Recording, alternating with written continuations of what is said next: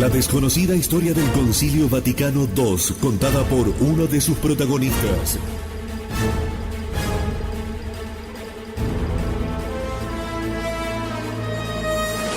El Rin desemboca en el Tíber, de Ralph Wilhelm.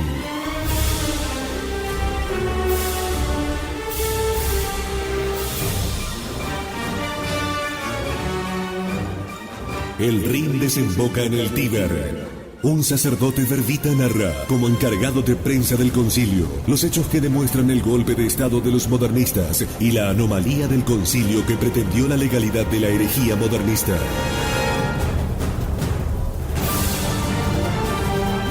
Imprescindible para conocer la historia y entender lo que nos está pasando. El Rin desemboca en el Tíber. En la voz de Fabián Vázquez. A continuación, en Radio Cristiandad. 24 horas para que Cristo reine.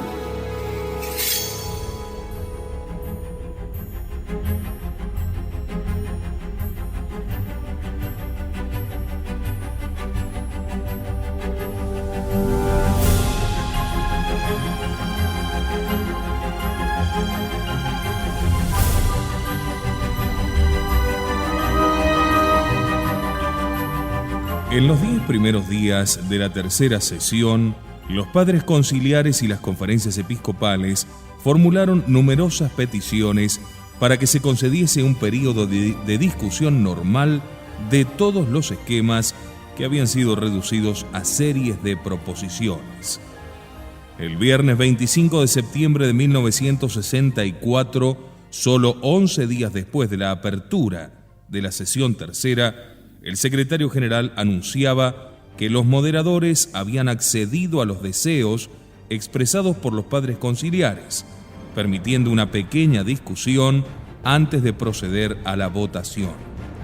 Señaló que las intervenciones leídas no se utilizarían para la revisión de las proposiciones, sino que servirían exclusivamente para orientar a los padres conciliares en cuanto al sentido de su voto sobre las proposiciones.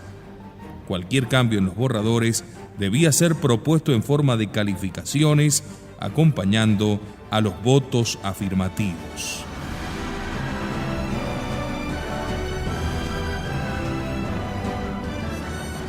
La tarde del 25 de septiembre, los obispos representantes de la Alianza Mundial celebraron su encuentro semanal en el Domus Mariae, satisfechos ante esta victoria inicial, pero también recelosos de que la corta discusión se redujese a un único día. Decidieron que eso no era suficiente. Prepararon peticiones formales que las conferencias episcopales dirigían a los cardenales moderadores para que autorizasen una discusión más completa de las proposiciones.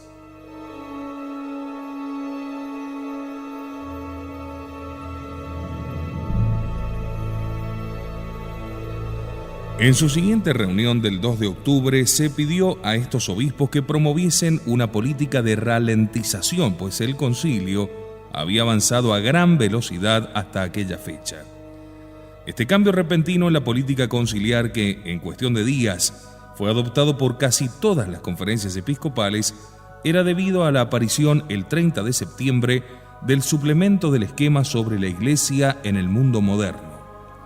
Siendo en teoría un comentario sobre el esquema, era más bien un compendio de la doctrina de orientación liberal que los líderes de la Alianza Europea deseaban haber incluido en el esquema. La táctica consistía en posponer la discusión de este asunto tanto como fuera posible, de modo que mientras tanto se pudieran conseguir apoyos para el suplemento y luego alargar la discusión del esquema, de modo que resultase imposible completar su revisión durante la sesión tercera. A conseguir este objetivo contribuyó la autorización de un período normal de discusión para todas las proposiciones. La mañana del 7 de octubre, todos los padres conciliares recibieron una versión revisada y aumentada de las proposiciones sobre los sacerdotes, que diferían de las proposiciones enviadas por correo antes de la tercera sesión. El secretario general anunciaba que la revisión había sido autorizada por la Comisión de Coordinación y que se basaba en intervenciones escritas remitidas oficialmente al secretario general en los últimos meses. Bien pronto resultó evidente que en torno al 90% de las añadiduras y cambios eran procedentes de la propuesta realizada por los obispos de habla alemana y escandinava tras su conferencia de Innsbruck en mayo de 1964.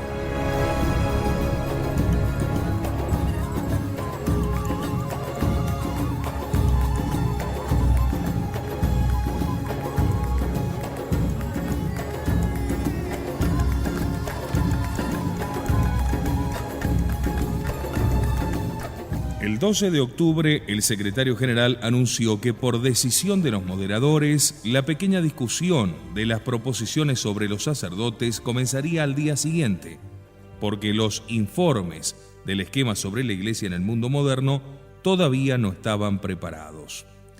Psicológicamente era el peor momento posible para lanzar una corta discusión de las 100 líneas sobre los sacerdotes, pues se acababan de dedicar 4 días a discutir las 476 líneas del apostolado sobre los laicos.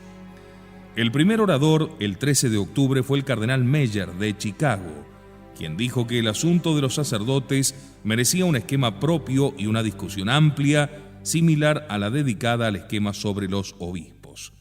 Su propuesta se basaba en la necesidad de dar testimonio de la estima, interés y solicitud que los obispos del concilio sentían hacia sus sacerdotes. Criticó las proposiciones por mencionar exclusivamente las obligaciones de los sacerdotes, sin tomar en consideración nada que pudiera confortarles o animarles a ejercer su difícil tarea. Fue aplaudido cuando afirmó como conclusión que el documento debía ser reelaborado. Un orador tras otro señalaron las deficiencias del esquema, considerándolo superficial, especialmente en cuanto a la espiritualidad sacerdotal.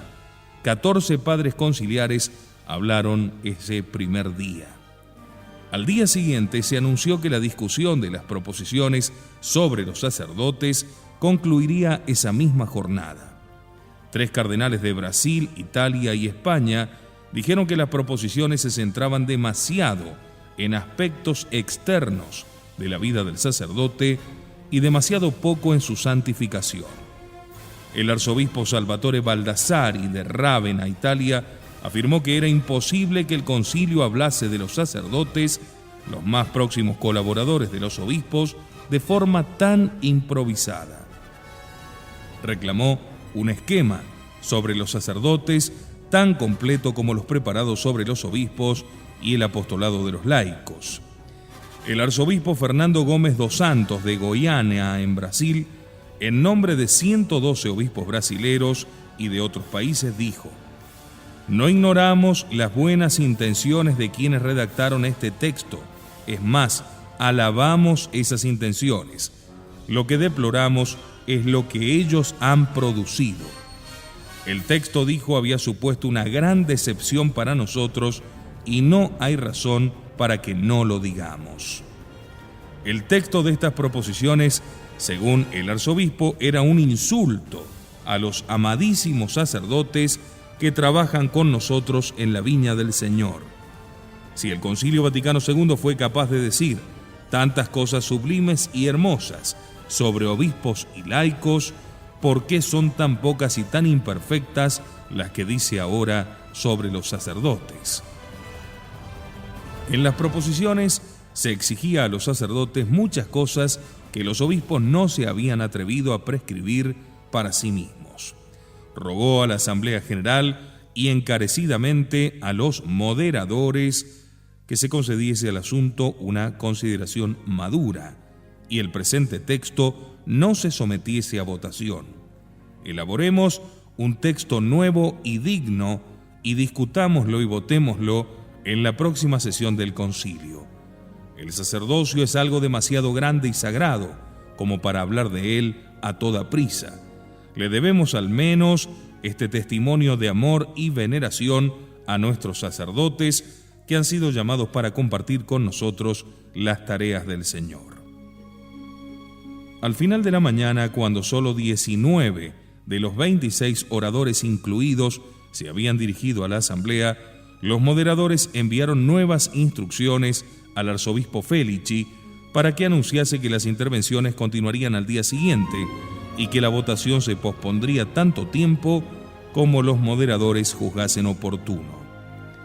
El 15 de octubre, 8 padres conciliares más se dirigían a la asamblea. El primer orador fue el cardenal Alfrink, de Holanda, de Utrecht, quien expuso el convencimiento de muchos padres conciliares de que las proposiciones no podían publicarse como estaban sin desilusionar gravemente a los sacerdotes. Por tanto, sugería que la comisión correspondiente preparase un nuevo texto mejor ajustado a las expectativas de los sacerdotes y a las propuestas de los padres conciliares. Esa sugerencia fue saludada con aplausos. Tras el octavo orador, el moderador anunció que la votación tendría lugar en una fecha posterior, aún por concretar. La corta discusión había durado 3 días. Al día siguiente, el secretario general leyó la siguiente notificación: muchos padres han solicitado a los eminentísimos moderadores que todos los esquemas reducidos a proposiciones, o al menos algunos de ellos, sean devueltos a las comisiones correspondientes tras una breve discusión para ser reelaborados sobre la base de las observaciones de los padres. En consecuencia, los moderadores consideraron oportuno remitir este asunto a la Comisión de Coordinación, la cual, a su vez, examinó cuidadosamente las peticiones de los padres.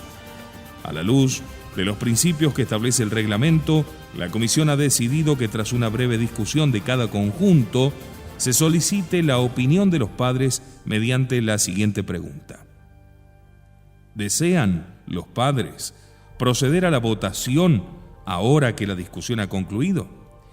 Si una mayoría absoluta de los padres conciliares, la mitad más uno, responde afirmativamente, se procederá inmediatamente a votar los puntos concretos de las proposiciones con la triple opción placet, non placet y placet juxta modum.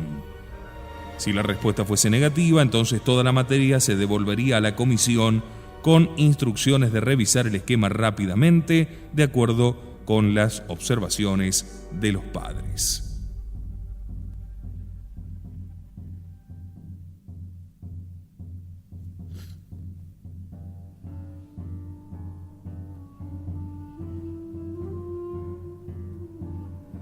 El secretario general anunció luego que la votación de las proposiciones sobre los sacerdotes tendría lugar en la siguiente congregación el lunes 19 de octubre. Ese día, por 1.199 votos contra 930, las proposiciones se devolvieron a la comisión competente para su revisión de acuerdo con las observaciones realizadas en las intervenciones orales. También se informó que durante 3 días podrían hacerse propuestas adicionales por escrito. La estrategia de expurgar primeramente los elementos no deseados del texto para desarrollarlos luego otra vez mediante nuevas proposiciones había tenido éxito. La reacción a las proposiciones sobre las misiones no fue menos viva que la reacción a las de los sacerdotes. El Papa Pablo había aprobado la distribución a los padres conciliares de las proposiciones sobre las misiones el 3 de julio del 64. Casi inmediatamente después apareció un contraesquema titulado Documentum Nostrum I, seguido en rápida sucesión por ediciones revisadas tituladas Documentum Nostrum II y III. Los 3 estaban en circulación el 3 de agosto. El líder del grupo que apoyaba el contraesquema era el obispo Van Wallinger, quien ya a principios de la primera sesión se había adherido a los esfuerzos de la jerarquía holandesa por conseguir el rechazo de ciertos esquemas.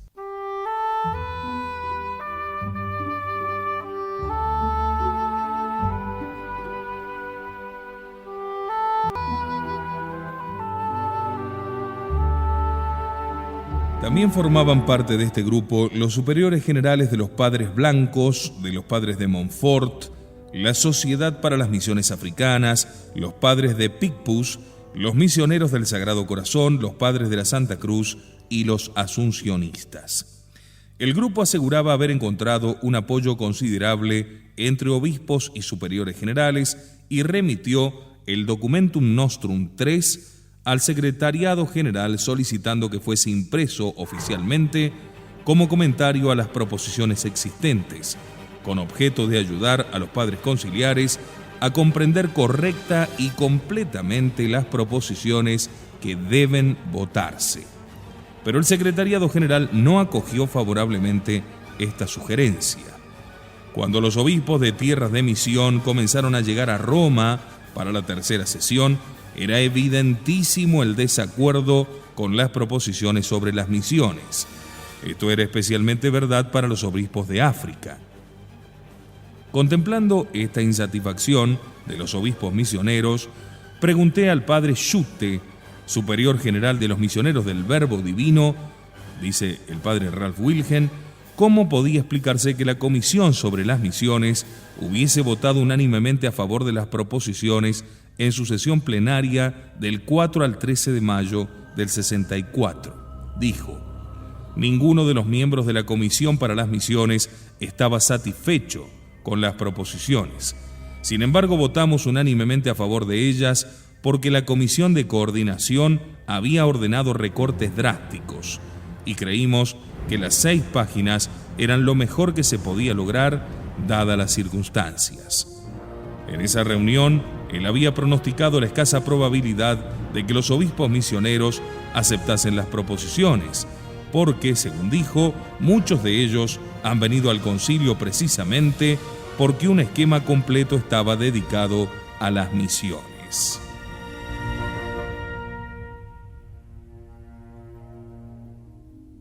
La tarde del miércoles 30 de septiembre, el Secretariado General de la Conferencia Episcopal Pan-Africana se reunió para discutir el anuncio del 25 de septiembre de que tendría lugar una breve discusión de todas las proposiciones antes de votarlas.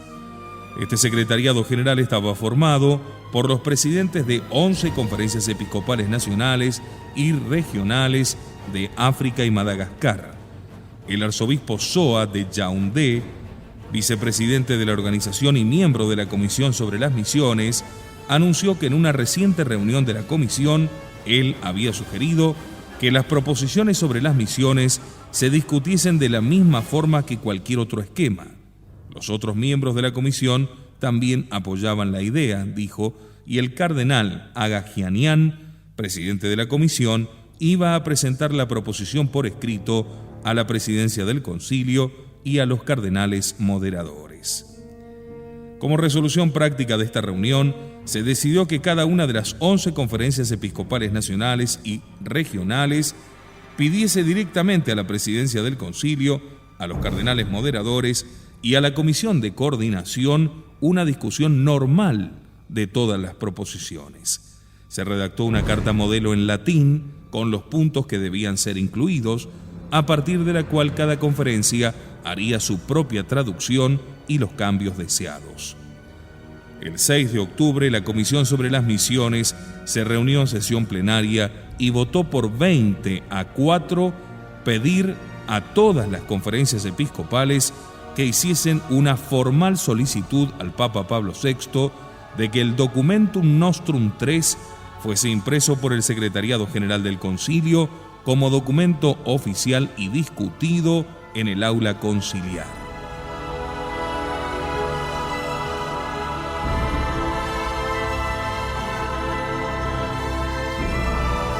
Al día siguiente, en la reunión semanal del Secretariado General de la Conferencia Episcopal Panafricana, el arzobispo Soa informó a sus miembros de la decisión de la Comisión de Misiones y les invitó a enviar peticiones formales al Papa en nombre de sus conferencias episcopales. En la reunión de la Conferencia Episcopal de África Occidental, convocada el 8 de octubre, en un hotel en el que residían unos 60 obispos africanos, el arzobispo John Amisa de Cape Coast, en Ghana, anunció que ya se había enviado una carta al Santo Padre, escrita con mucho tacto en nombre de numerosas conferencias episcopales, pidiendo tiempo suficiente para la discusión de todas las proposiciones en el aula conciliar.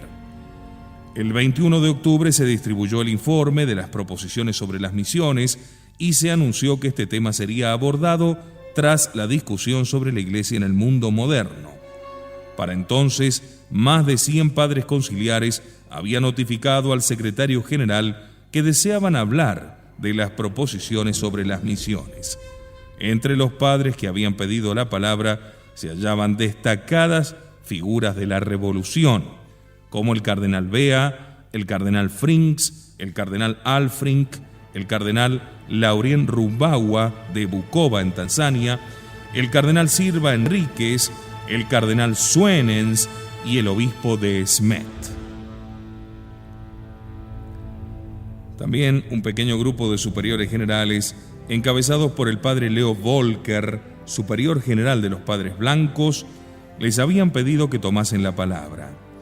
Los textos completos de sus intervenciones se imprimieron en grandes cantidades para que circulasen anticipadamente entre los padres conciliares. En la mañana del jueves 5 de noviembre, el secretario general anunció que la discusión del esquema sobre la Iglesia en el mundo se interrumpiría al día siguiente y la discusión de las proposiciones sobre las misiones comenzaría en presencia del Papa Pablo VI.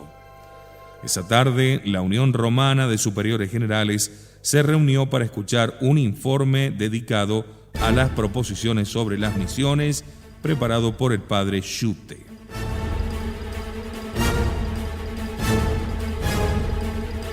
En él decía el padre Schutte: ningún esquema salvo el de los religiosos nos concierne tanto a nosotros, los superiores generales aquí reunidos, como las proposiciones sobre las misiones. Resumió la historia del proceso que había reducido el esquema original a una serie de proposiciones y luego comentó punto por punto los 13 artículos incluidos en ellas. Estas se podían mejorar mucho, dijo, pero incluso si todas fuesen aceptadas, muchos obispos misioneros continuarían escépticos y dubitativos, pensando que la actividad misionera de la Iglesia en todo el mundo no había recibido en el concilio el tratamiento que exigía su importancia y su urgencia. El padre Schutte sugirió que se permitiese a los padres conciliares votar si estaban satisfechos con las proposiciones o si deseaban disponer de un verdadero esquema sobre las misiones. Si la votación fuese a favor de un esquema real sobre las misiones, y no tengo duda de que ese será el caso, dijo el padre Schutte, el nuevo esquema debería ser redactado por la comisión competente, haciendo uso de los anteriores esquemas sobre las misiones.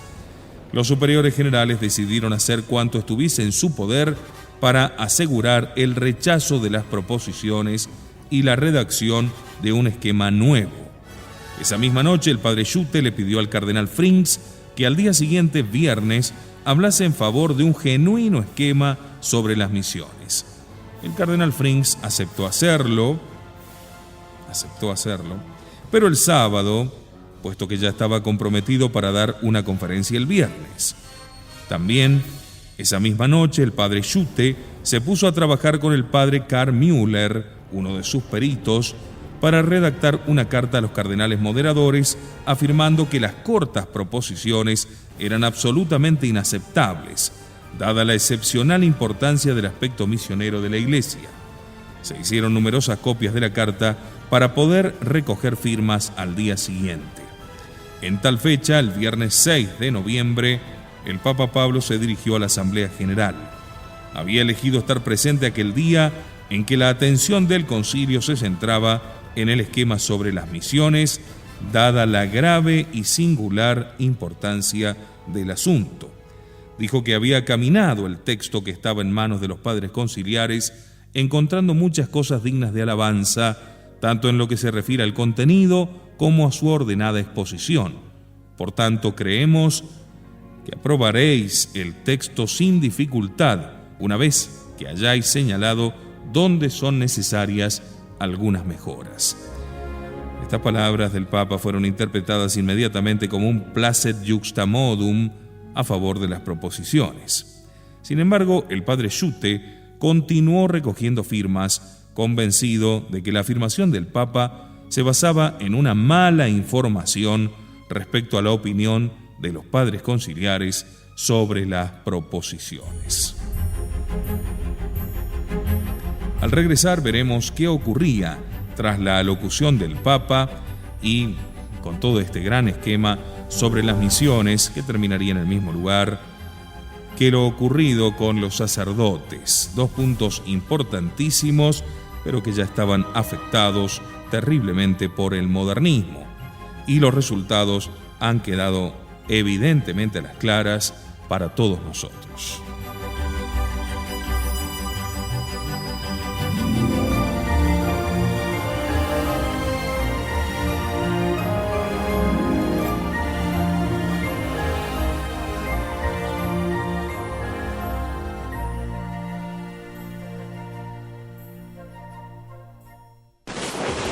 El Rin desemboca en el Tíber. En la voz de Fabián Vázquez.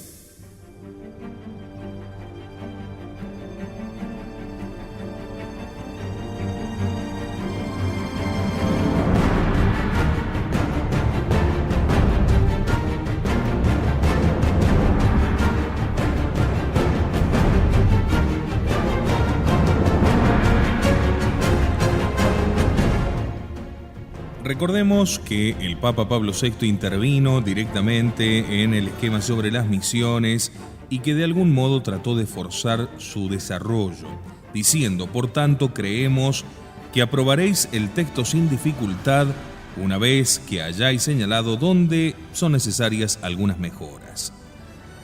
Las palabras del Papa fueron interpretadas inmediatamente como un placet juxta modum a favor de las proposiciones, pero como decíamos, el padre Schutte continuó recogiendo firmas, convencido de que la afirmación del Papa se basaba en una mala información respecto a la opinión de los padres conciliares acerca de las proposiciones.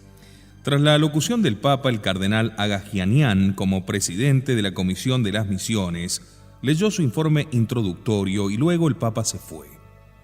El resto de los oradores de la mañana sugirieron cambios importantes en el texto.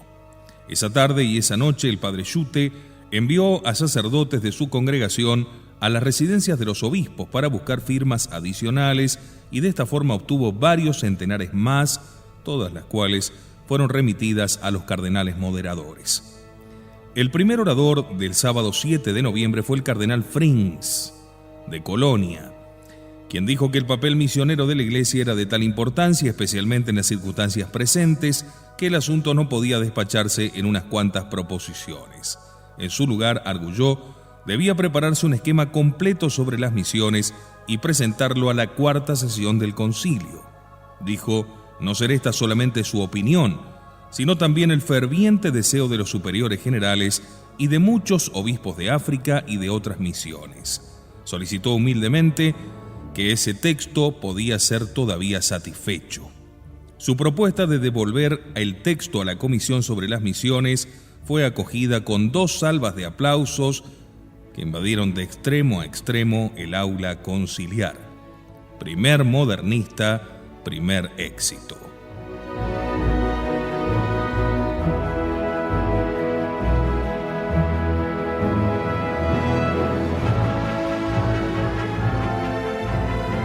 El cardenal Alfrink de Utrecht convino en la imposibilidad de dar un adecuado tratamiento a las misiones en un conjunto de simples proposiciones. Luego el cardenal Suenens, en nombre de todos los obispos de África, afirmó que el texto requería enmiendas importantes, 3 de 3. El obispo Donald Lamont de Umtali, Rhodesia del Sur, en nombre de muchos obispos de África, dijo: la presencia del sumo pontífice ayer en el aula conciliar fue un consuelo más allá de cuanto podíamos esperar. A los misioneros nos emociona siempre ver a su santidad, el primer misionero, sentado entre nosotros, y por esto le ofrecemos nuestro más profundo y cordial agradecimiento. A continuación comparó las proposiciones con los huesos secos, sin carne ni nervio, de la visión de Ezequiel. 6 oradores más se dirigían a la asamblea antes de que se cerrara el debate el lunes 9 de noviembre. Se preguntó entonces a los padres conciliares: ¿debe revisar una vez más la comisión correspondiente el esquema de proposiciones sobre la actividad misionera de la Iglesia? En respuesta, 1.601 padres conciliares dijeron sí, el 83%, y 311 dijeron no. Esto significaba el rechazo de las proposiciones y que la Comisión sobre las Misiones debía preparar un verdadero esquema para presentarlo en la sesión cuarta.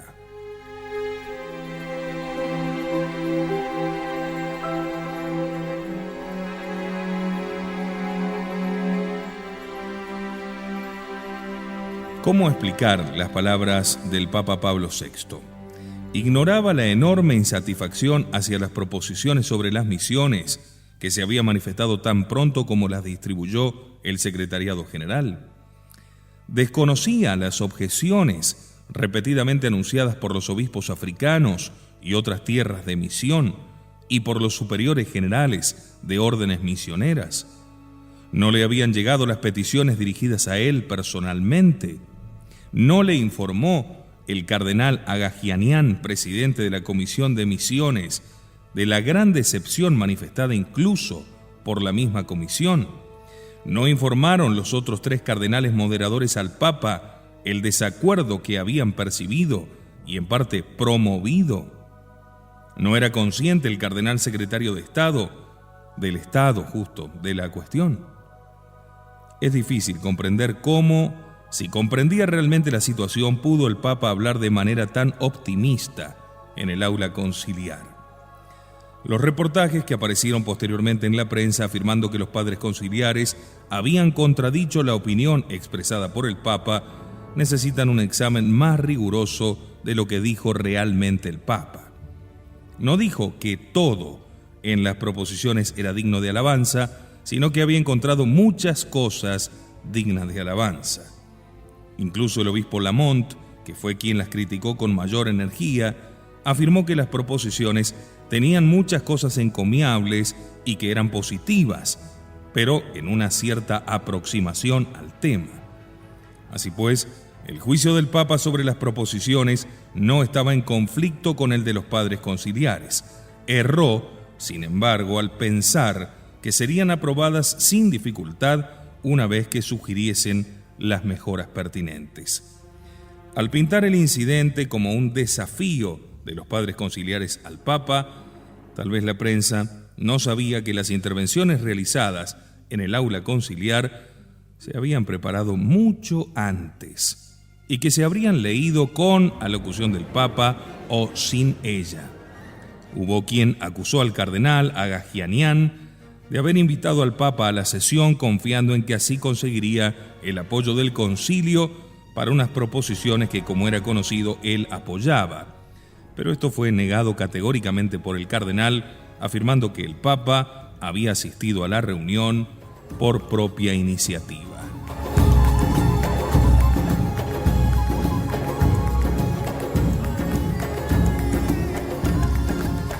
Ningún documento conciliar tuvo una vida tan corta desde su primera discusión en el aula hasta su solemne promulgación como el decreto sobre las iglesias católicas orientales. La Asamblea General discutió el esquema en la tercera sesión del 15 al 20 de octubre del 64. Los días 21 y 22 se sometieron a votación las distintas partes del esquema. Luego era devuelto a la comisión para ser revisado y se remitió a la Asamblea General para ulterior votación el 20 de noviembre. Al día siguiente, era promulgado solemnemente por el Papa Pablo VI en la sesión pública con que concluyó la tercera sesión. Así pues, el desarrollo de su vida conciliar había sido de 5 semanas y 2 días. La actitud de las iglesias de rito oriental respecto a la iglesia de rito latino fue afirmada sin ambajes a comienzos de la segunda sesión por el arzobispo copto Isaac Gatas de Tebas, en Egipto, con ocasión del esquema sobre la iglesia. Dijo: Parece que para muchos padres conciliares la Iglesia Universal es la Iglesia Latina, que por medio de un esquema aparte concede los denominados privilegios a un grupo minoritario de iglesias orientales. Muchos eclesiásticos de la Iglesia Latina, dijo, miraban a las iglesias orientales, católica y ortodoxa, como rarezas eclesiales o creaciones exóticas, en vez de iglesias hermanas que junto con la Iglesia de rito latino constituyen la Iglesia Universal. Esta actitud de la Iglesia de rito latino resultaba ofensiva, dijo, y ni las iglesias orientales católicas ni las ortodoxas debían ni podían aceptar la tendencia de la Iglesia Latina a actuar como si ella sola constituyera la Iglesia Universal dispensando privilegios. En el curso de su intervención, señaló que el esquema sobre la Iglesia no mencionaba ni los diferentes ritos dentro de la Iglesia, ni siquiera a los patriarcas. Esto ocurría el 10 de octubre de 1963 en boca del arzobispo Gatas de Tebas, en Egipto. El lunes siguiente, 14 de octubre, era evidente un visible cambio en la disposición de los asientos en el aula conciliar. 6 patriarcas de las iglesias de rito oriental, que anteriormente ocupaban lugares inmediatamente detrás de los cardenales, eran sentados ahora en una mesa propia directamente frente a ellos. Su mesa, como la de los moderadores y presidentes, estaba cubierta ahora con un tapete verde y revestida de rojo. Se encontraba sobre una plataforma de un escalón. La de los moderadores era de 2 escalones y la de los presidentes 3. En los comunicados oficiales de aquel día, el secretario general destacó el hecho de que los patriarcas de los ritos orientales habían sido asignados con nuevos lugares dentro del aula conciliar. Un observador casual podría haber pensado que esta mayor atención y eminencia otorgadas a los patriarcas eran el directo resultado de esa apasionada intervención del arzobispo Gatas 4 días antes.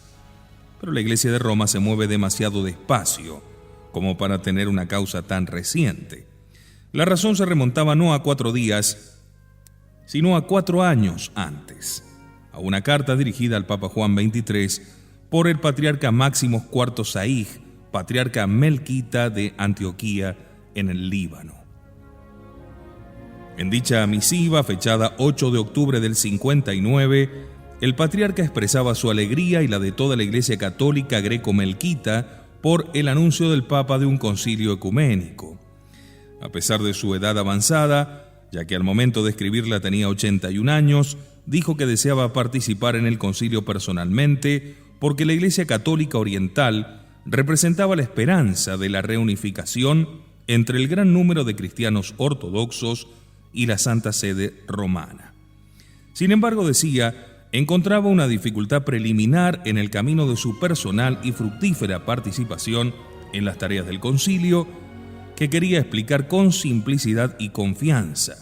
Se refería al rango de los patriarcas en la jerarquía católica y en el concilio ecuménico. Explicó que esta cuestión había ocupado mucho la atención de los obispos y superiores generales en nuestras iglesias reunidas para su sínodo anual, que presidimos en Ain Tras en la segunda mitad de agosto del 59. A dicho sínodo, dijo, le había parecido ilógico que el concilio, a la vez que luchaba por derribar las barreras entre la Iglesia Católica y la Ortodoxa, sentase a los patriarcas de las iglesias católicas orientales detrás de los cardenales. Uno de los más apreciados derechos que los patriarcas habrían disfrutado siempre era su precedencia de rango. En siglos anteriores, los patriarcas siempre habían seguido inmediatamente al Papa, quien todavía se denominaba a sí mismo Patriarca de Occidente. De hecho, continuaba la carta, desde los primeros siglos la tradición eclesiástica ha enumerado constantemente el rango de las sedes de la Iglesia Universal en el orden siguiente: Roma, Constantinopla, Alejandría, Antioquía y Jerusalén. La tradición eclesiástica es igualmente unánime al reconocer que quienes ocupan esos 5 patriarcados tienen precedencia de acuerdo con el rango de sus sedes respectivas sobre todas las demás dignidades eclesiásticas.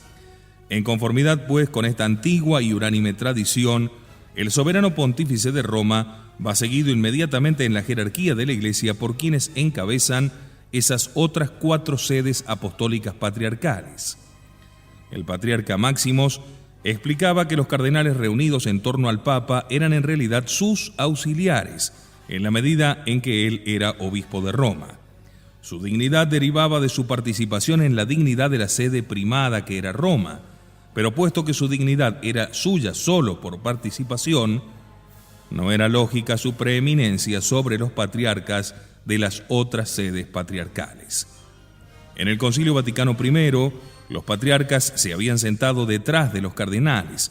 Era la primera vez en la historia que sucedía algo así, y el patriarca Máximos lo describía como resultado de una lamentable mentalidad anti-oriental que en aquella época dominaba ciertos ambientes de la curia romana, mentalidad comprensible durante un periodo de la historia en que Occidente no conocía a la Iglesia oriental como lo hace en nuestros días, y en que los mismos católicos orientales tenían un cierto complejo de inferioridad hacia Europa, que se hallaba entonces en la cima de su poder colonial.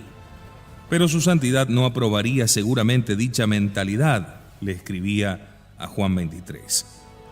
Los miembros de las iglesias ortodoxas, continuaba, desean ver a través de nuestro ejemplo qué lugar otorgaría la Iglesia romana a sus patriarcas en caso de reunificación.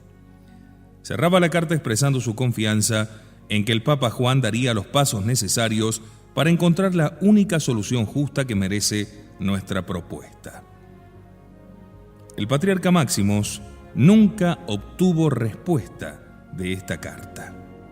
Impertérrito escribió otra carta del mismo tenor el 20 de septiembre del 62, 3 semanas antes de la apertura del concilio.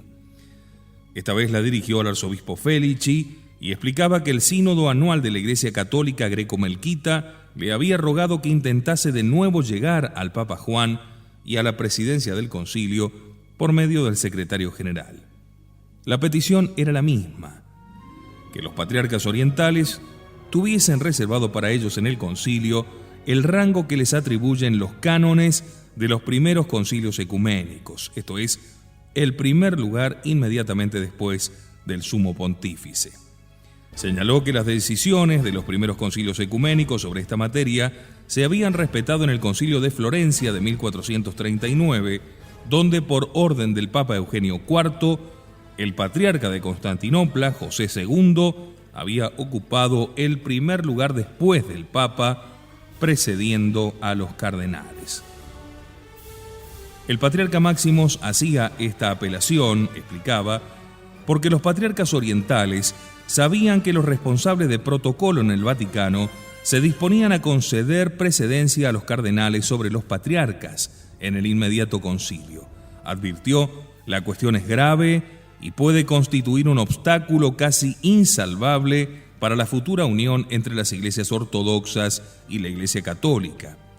Si no fuese porque podría escandalizar a su propio pueblo, él preferiría entonces no asistir al próximo concilio para evitar que se menoscabase en nuestra persona el honor debido a las sedes patriarcales orientales. Una semana después, envió al arzobispo Felici 6 copias de un memorándum sobre el rango de los patriarcas orientales en la Iglesia Católica. El 4 de octubre, el arzobispo Felici acusó recibo de la carta y del memorándum. He leído atentamente las consideraciones planteadas sobre el asunto, escribió, y las remitiré al Santo Padre. Pero una vez más, no hubo respuesta del Papa Juan. Y cuando el concilio se abrió 10 días después, los patriarcas orientales fueron sentados detrás de los cardenales, igual que lo que había sucedido en el Vaticano I. Tras la primera sesión tuvo lugar otro sínodo en la residencia del patriarca Máximos IV en Aintraz. Puesto que el Vaticano no había tomado ninguna decisión respecto a sus peticiones anteriores, el patriarca y el sínodo decidían ahora publicar toda la correspondencia sobre esta materia en forma de carta abierta a los padres conciliares. Pero esta drástica medida pareció no tener más efecto que las anteriores, pues al abrirse la segunda sesión, Ya ahora, con Pablo VI, los patriarcas seguían sentados detrás de los cardenales. 10 días después de la apertura de la sesión, el arcipreste Borovoi, uno de los observadores delegados del Patriarcado de Moscú de la Iglesia Ortodoxa rusa, le decía a un periodista: «Cuando vuelva a Rusia, nadie me va a preguntar qué dijeron los teólogos, pero me preguntarán si estaban allí los patriarcas orientales y qué lugar ocuparon». Luego añadió: «Debo decirle que los lugares que ocupan en San Pedro no favorecen el diálogo ecuménico». Estas observaciones fueron publicadas en Le Figaro el 12 de octubre de 1963.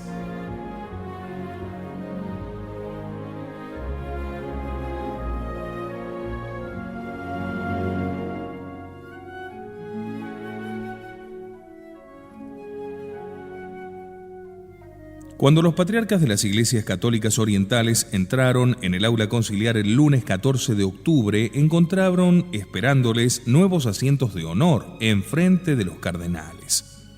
El significativo gesto había sido ordenado por Pablo VI, pero ¿significaba que su rango era superior al de los cardenales? La mayoría lo creyó así. Un año después, en la sesión tercera, se discutió el esquema sobre las iglesias católicas orientales. El arzobispo Gatas propuso el 16 de octubre del 64 la supresión del esquema y la reubicación de su contenido en otros esquemas a los que correspondiera con mayor propiedad el tratamiento del tema. Puesto que las iglesias católicas orientales eran parte de la única iglesia católica, dijo, no debía haber un esquema aparte para ellas. El patriarca Máximos dijo que el capítulo más endeble del esquema era indudablemente el dedicado a los patriarcas. Lo denominó inadmisible en su forma actual. En primer lugar, es falso presentar al patriarcado como una institución propia de Oriente, dijo. El primer patriarca en la Iglesia Católica es el Papa, el obispo de Roma, a quien el mismo anuario pontificio define como patriarca de Occidente. Protestó contra el infinito número de veces que los patriarcas se verían obligados a recurrir a las sagradas congregaciones de la curia romana. El patriarca y su sínodo, dijo, sin perjuicio de las prerrogativas del sucesor de Pedro, deberían ser normalmente la máxima autoridad para todos los asuntos concernientes al patriarcado.